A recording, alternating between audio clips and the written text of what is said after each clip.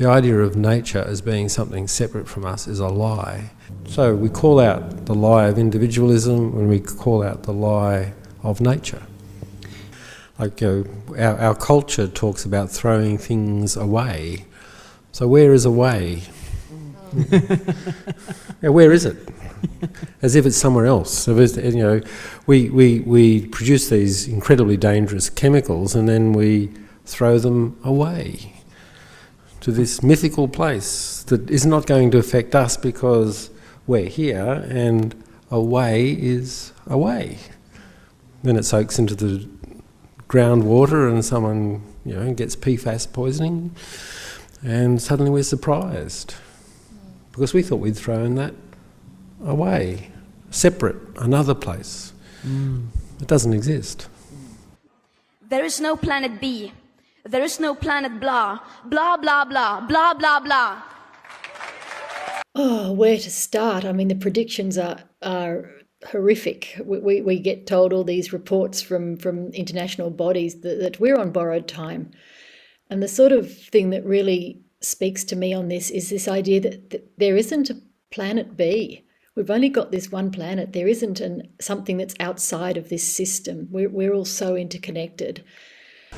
When I think of climate change, I think of the current state of our world.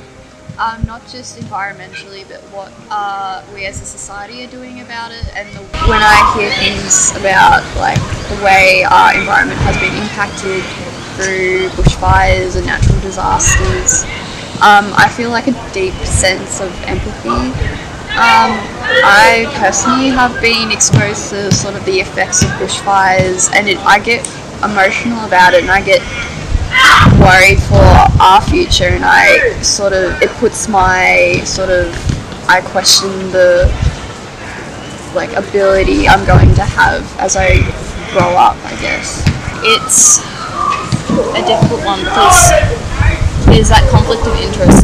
You've got people who are of faith and they believe that they need to look after the planet because God tells them to, but then there's also, you should just look after the planet in general. You don't necessarily have to be a person of faith to have to want to look after what we have.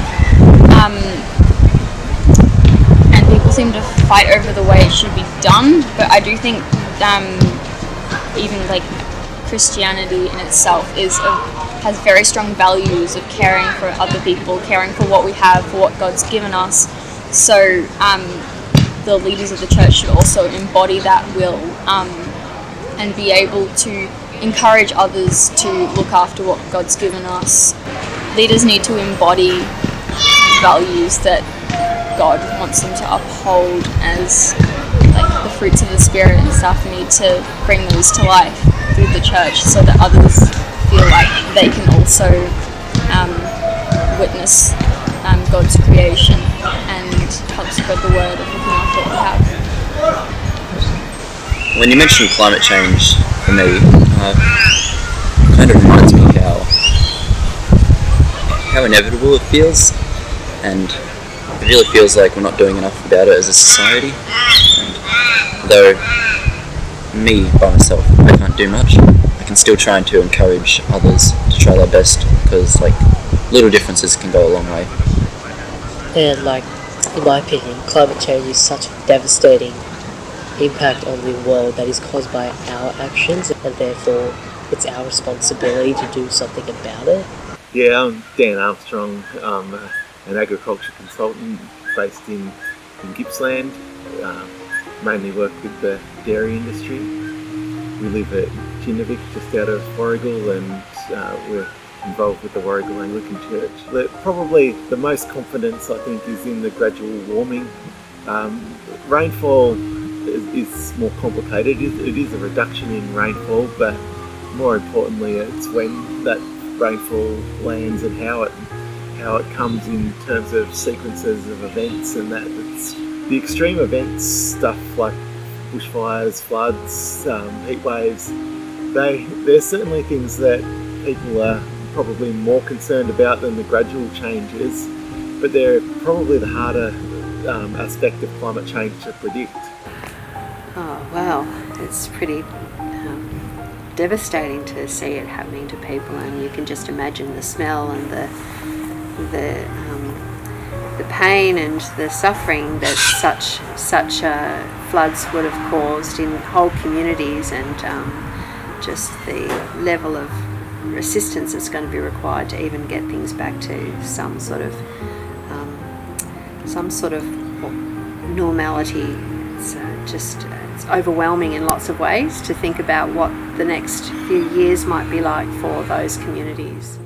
We live in a world that's full of the Spirit of God, and we were born along with creation, and we live in a world where God is, and we celebrate Eucharist with the fruit of the vine and the wheat and the fruit of the earth. And so our life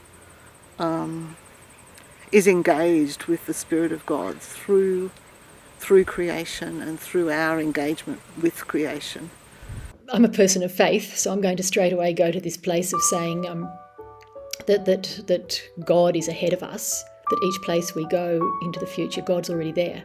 And I say that as if it's just a throwaway line, but I think it's just so important to know that God is not only with us and for us, but that God's ahead of us. And so we can have hope that the place ahead of us is already one where the divine wants to be revealed. Name it, I'd actually preach more on waste, and I'd preach more on inefficiency, and I'd preach on not caring for the earth.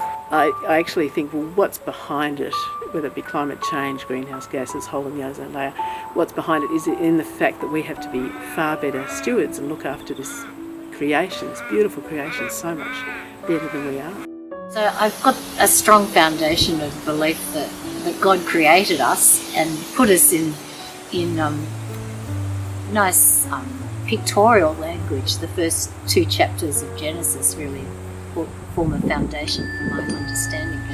So the first one was that, God put Adam and Eve, man and woman, if you like, Adam from the soil and Eve is the mother of all living, so he put those two together, humanity, in the garden. And the garden was a place of plenty and a beautiful place if you look at Genesis 2. And God said to till it, to look after it, to make it particular directions, and you can have waves of colour and in that, obviously, I think God's found most specifically in Jesus, so I don't think there's a particular people have found the outdoors as God's cathedral. We all owe a responsibility, I think, to our communities to be doing what we can do within our own backyards. Philip and I are part of, we follow Dr. Jonathan Cornford and the Manigum community, who have been taking action to reduce their carbon footprint, and we try and put into place some of the suggestions that community comes up with, just buying less, sometimes hard to do, being very mindful about recycling and where our rubbish goes and all that waste. Taking care with our energy sources and those sorts of things. Changes we can make in a household level are really important, so that we feel like we are living out our own values. We are being true to what we believe in, which helps us to live better. I think it's important as a synod that we're communicating the importance of being good stewards of our environment, and that we're actually going beyond just doing what we can to actually trying to take some lead. Things such as community gardens and solar panels, advocacy on behalf of those who will be dispossessed because of floods. That as a faith community, we're a community, there's a corporate sense of belonging, and so the question is, how do you then as a community live in community with the environment that's round about you? And I guess it's recognising the importance of that environment and ordering your life in a way that gives life to the creation that's around about us. And in practical sense, that's really very practical. Do you turn the lights off or do you just leave them on? If you just spend and just use money to accumulate, when we're buying, do we buy products that respect the environment? Or does it matter what heating we use? Does it matter how we speak about things? Does it matter who we welcome? And if we're welcoming everyone, then we welcome all of God's creation. So soul is important because that actually reduces the emissions. We're reducing the use of chemicals in the place, and what we use to clean is important. And it's a whole lot. It's a whole being and living. Fear. I think people are afraid to really look at the difficult place we're in. We have to be prepared to live with less, and we don't want the uncomfortable truth of that. The whole idea of radical simplicity is no longer just for the monks and nuns of history. It's for each of us to say, we're going to have to live with less. I mean, consumption is the great reason why the earth is in such trouble at the moment, why the climate crisis is upon us. So faith communities have to look at some really hard truths. And that means some big things like not putting our money into fossil fuel investment and really being conscious about who we're electing into Parliament. Where are we going to put our funding? What are we going to buy? Faith communities have so many choices. They're sitting on real estate that can be turned into incredible statements of saying this is how we can do the future in a different way. And do it in a different way because it really is our calling as Christians to be taking seriously that God is revealed in nature. That when God said, that when the scriptures say God so loved the world, God loves the world. If communities of faith had the courage to look at the hard questions, then they're going to say, sure, how can we be responsible stewards for the land that we live on, the people we're in relationship with? We only need to, it's some beautiful, isn't there, the works of the Lord studied by all who have pleasure in them. In terms of the God knowledge of creation, God is, as the creator, is the one who made everything in a beautiful balance of design and working together. And in fact, what we do to enhance and help our environment is working alongside God and worshipping Him. Yeah, definitely, it's part of developing our relationship with Him. Definitely, I love gardening. And it's a great place to pray and it's a great place to learn.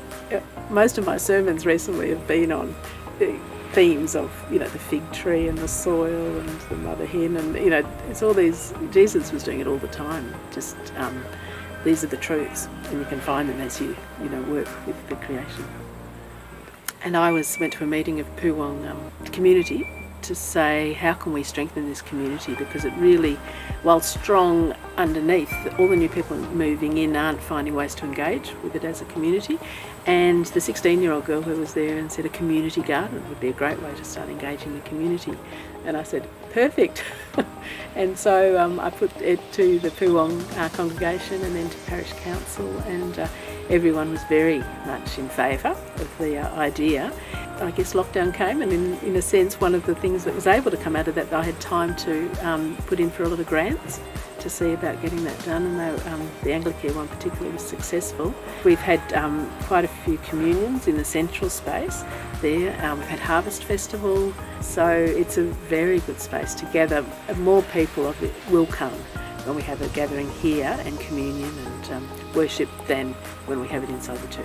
The Book of Common Prayer asks God to help us through pestilences and famines and all these things, but we made these newer prayer books and we don't mention that anymore because we kind of thought we don't have that anymore, but we have it all now. And even to the fact that our parents or parents before them lived through 2 wars, so they were living in this constant state of probably really needing God.